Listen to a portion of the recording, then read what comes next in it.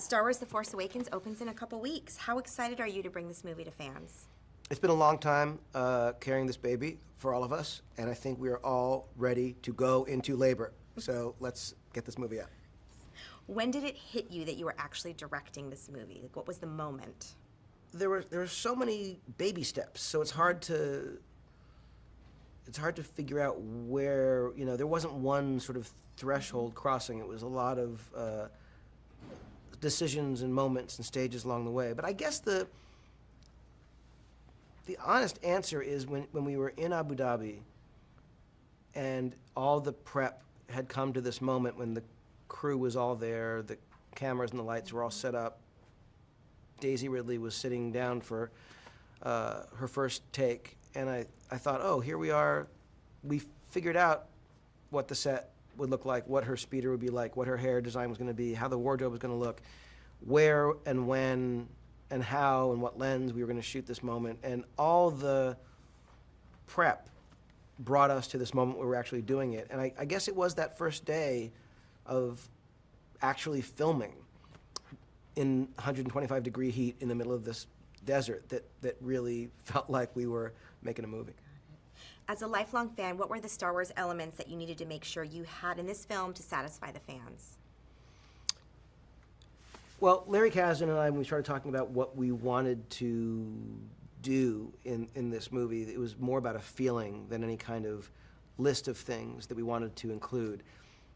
But among those things in that feeling were elements of light versus dark, elements of either action or certain specific things, whether it's ships or locations, that felt like the spirit of Star Wars. And people have been trying to copy what George Lucas created since he created Star Wars. And we were lucky enough to actually inherit Star Wars, for this to be the next chapter of the saga, which meant we were allowed to actually say, well, I'd love to see lightsabers, and how can you make a Star Wars movie without lightsabers? What's a Star Wars movie without an X-Wing or a TIE fighter or a Star Destroyer? And you can sort of list these things. And someone I work with was saying how Star Wars is a bit like a Western, where there are certain tenets. It's a different story, a different world, a different moral, a different narrative, but it's probably gonna have horses. It's probably gonna have cowboys. It might be some Native Americans. It's probably gonna be a saloon. There might be a bank. There might be a stagecoach. There are just certain things, good guys, bad guys. It was a little bit like needing to know, okay, if we're telling a story in this genre, in this Star Wars genre, what are certain things that feel like essential elements? But once we had those things, everything was serving the story. Who are these new characters? Who are we meeting we've never met before? What is their story? Why is it relevant? Why are we telling a story at all in this universe? And that was, I think, the most fun we had. Okay. How did you go about ensuring that the movie would be relatable to a whole new generation of fans?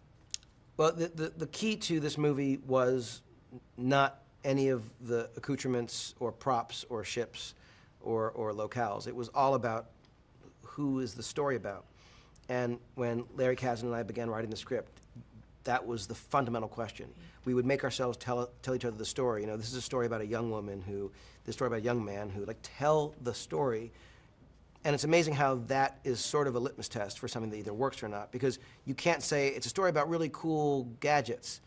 It's a story about spaceships that fly. None of that will work. It's a story about someone who, it's about the heart and soul of the characters. So that was the thing that we focused on, trying to figure out what makes the story compelling for us, and hope that if we can look each other in the eye and say, I love that, that really works, that's getting me excited, then other people might feel it too. Talk about the importance of music in this film. When I look at the list of things, let me start over. When I think of the things that George Lucas did and got right, got perfectly in that first movie, it is so long and stunning to think of those things. But nothing on that list is more important than the music.